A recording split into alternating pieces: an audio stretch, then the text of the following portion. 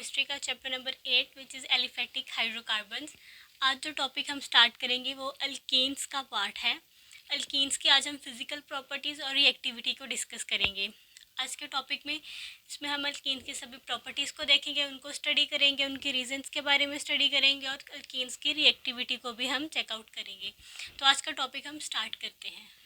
First हम check कर लेते हैं physical properties of alkene. First इसकी फिजिकल प्रॉपर्टी है, first three members ethene, propene and butene are gases at room temperature. जो पहले तीन मेंबर हैं अल्कीन्स के, इसमें इथीन है, प्रोपीन है और ब्यूटीन है। इथीन में 2 कार्बन एटम होते हैं, प्रोपीन में 3 कार्बन एटम होते हैं, ब्यूटीन में 4 कार्बन एटम होते हैं। वो क्या होते हैं, रूम टेम्परेचर पे गैसेज होती हैं।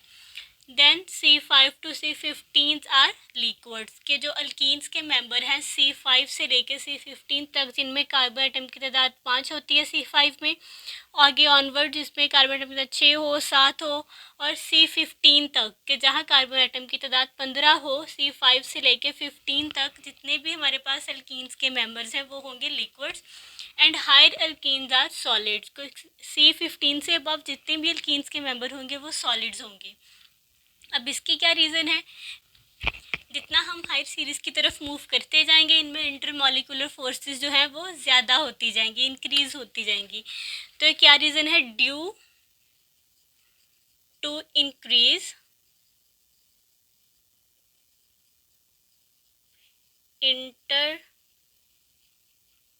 मॉलिक्यूलर फोर्सेस के इंटरमॉलिक्यूलर फोर्सेस के इंक्रीज होने की वजह से जो हायर मेंबर्स हैं अल्कीन्स के वो क्या हो जाते हैं, सॉलिड बन जाते हैं। ठीक है, जो फर्स्ट हैं वो गैसेस हैं, फर्स्ट 3 मेंबर्स आर गैसेस।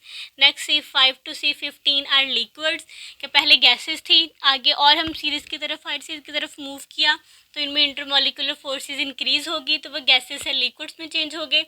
अब 15 से आगे और अगर हम हायर सीरीज़ की बात करें, हायर मेंबर्स की बात करें तो उनमें और ज़्यादा इंटरमॉलिक्यूलर फोर्सेस इंक्रीज हो जाएंगी, वो अच्छे से होल्ड करेंगे इनके एटम्स को और वो लिक्विड से किस में कन्वर्ट हो जाएंगे, सॉलिड्स में कन्वर्ट। C15 से अबव जितने भी होंगे वो सॉलिड होंगे due to increase in intermolecular forces. तो नेक्स्ट इसका पॉइंट हम पढ़ लेते हैं, insoluble in water but soluble in alcohol. कि जो अल्कीन्स हैं वाटर में इंसॉल्युबल होंगे, वाटर में डिज़ोल्व नहीं होंगे, जबकि जो अल्कोहल है इसमें वो इजीली डिज़ोल्व हो जाएंगे।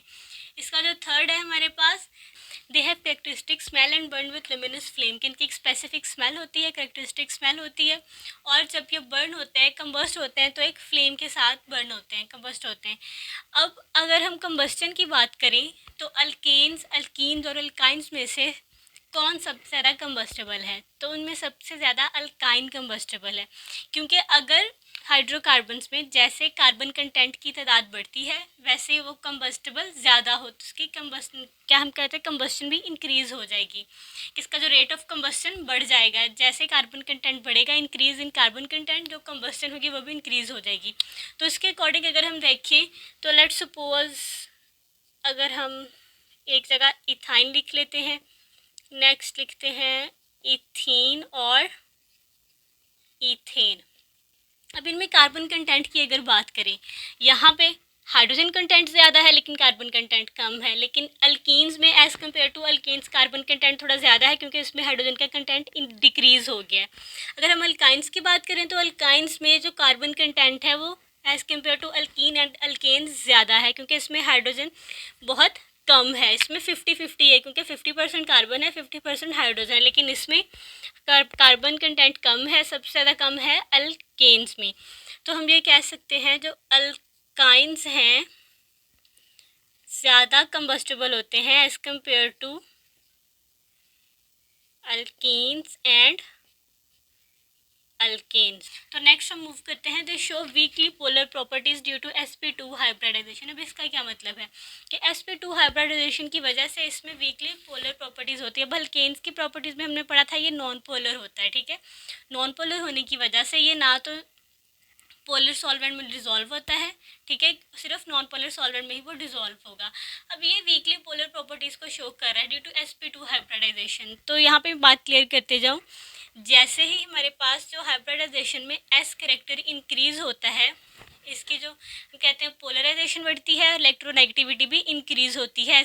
जैसे ही एस कैरेक्टर इंक्रीज होता है इलेक्ट्रोनेगेटिविटी भी इंक्रीज हो जाती है और वो वीकली पोलर प्रॉपर्टीज़ को शो करेंगे।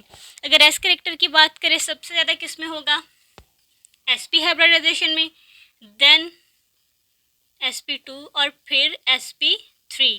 तो इस वजह से ये जो है नॉन पोलर हो जाएंगे और बाकी अल्कीन्स और अल्काइंस वीकली पोलर प्रॉपर्टीज़ को शो करेंगे क्योंकि इनमें एस कैरेक्टर की अमाउंट ज़्यादा है। ठीक है, तो ये तो हो गया हमारी फिजिकल प्रॉपर्टीज़। अब हम बात कर रहे हैं करेंगे रिएक्टिविटी ऑफ अल्कीन्स की, कि अल्कीन्स की रिएक्टिविटी हम कैसे उसके पॉइंट्स को स्टडी करते हैं। अब अल्कीन्स की रिएक्टिविटी सबको पता है पाई बॉन्ड पे डिपेंड करती है। जैसे अल्केन्स की सिग्मा बॉन्ड पे डिपेंडेंट थी, ये पाई बॉन्ड पे डिपेंड करती है। पाई बॉन्ड की थोड़ी सी नेचर के बारे में हम फाइंड आउट करते हैं, क्या पाई बॉन्ड की नेचर है। In pi bond formation partially filled p orbitals overlap in parallel way. कि सबको पता है जो पार्शियली फिल्ड पी ऑर्बिटल है, मैंने हाइब्रिडाइजेशन का टॉपिक बहुत डिटेल में समझा चुकी हूँ जिसमें पैरेलल ओवरलैपिंग और साइडवेज ओवरलैपिंग के बारे में भी कम्प्लीटली कॉन्सेप्ट है। अगर कोई चेकआउट करना चाहे तो मैं आई बटन में उसका लिंक दे दूँगी। इसके अलावा डिस्क्रिप्शन बॉक्स में भी आपको इसका लिंक मिल जाएगा, वहाँ से जाके उस टॉपिक को ईजिली चेकआउट कर सकते हैं। तो इसमें जो पी ऑर्बिटल्स होते हैं half filled, partially field, partial मतलब हाफ, ये कम्प्लीटली फिल्ड नहीं होते। एक ऑर्बिटल में अगर हम पी में कितने इलेक्ट्रॉन्स होते हैं हमारे पास 6, तो वो हाफ फिल्ड होंगे, ओवरलैप होंगे पैरेलल वे में। ठीक है, पैरेलल वे कैसे होगा, लेट सपोज ये हैं 2 ऑर्बिटल्स। ठीक है, अब वो इस तरह से ओवरलैपिंग होगी इनमें। ठीक है, इस तरह से ओवरलैपिंग होगी। अगर हम साइडवेज की बात करें, अगर ये साइडवेज में ओवरलैपिंग होते तो इस तरह से इनकी ओवरलैपिंग होती, यहाँ पे बनता है सिग्मा बॉन्ड और यहाँ पे बनता है पाई बॉन्ड। ठीक है, तो इनकी साइडवेज ओवरलैपिंग की वजह से क्या होता है, these electrons are far away from the two nuclei.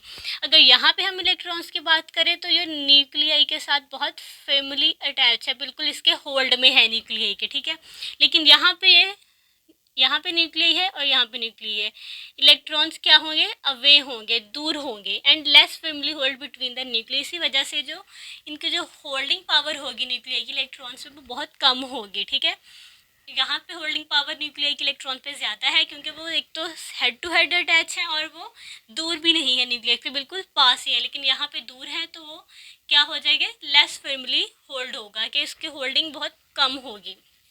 Pi bond is weak bond then sigma bond, कि पाई बॉन्ड है वो इसी वजह से, इस रीज़न की वजह से सिग्मा बॉन्ड से वीक होता है। कि सिग्मा बॉन्ड स्ट्रॉन्ग होता है, न्यूक्लियाई की होल्ड होती है अपने इलेक्ट्रॉन्स पे, वो इजीली उसको हम ब्रेक नहीं कर सकते। उसके लिए हम ड्रास्टिक कंडीशन चाहिए, high temperature, high pressure.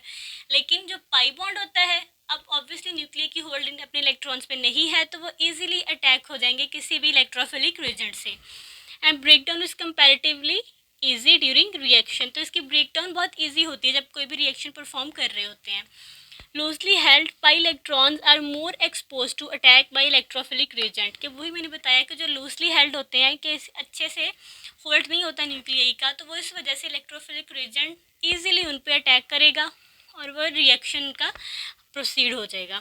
Therefore alkenes undergo electrophilic reaction very easily, और इसी वजह से जो अल्कीन्स है वो इजीली इलेक्ट्रोफिलिक रिएक्शन दे देते हैं। किसकी वजह से, एक ही रीज़न पे पूरी रिएक्टिविटी डिपेंड करती है, पाई बॉन्ड अल्कीन्स के केस में और सिग्मा बॉन्ड अल्केन्स के केस में। तो ये थी रिएक्टिविटी अल्कीन्स की, बहुत इजी है, बिल्कुल भी मुश्किल नहीं है। तो आज के टॉपिक में हमने फिजिकल प्रॉपर्टीज़ और रिएक्टिविटी पढ़ी अल्कीन्स की। तो अगर आपको लेक्चर समझ आया तो मेरे चैनल को सब्सक्राइब करें, लाइक करें, कमेंट करें और शेयर करें। Thank you.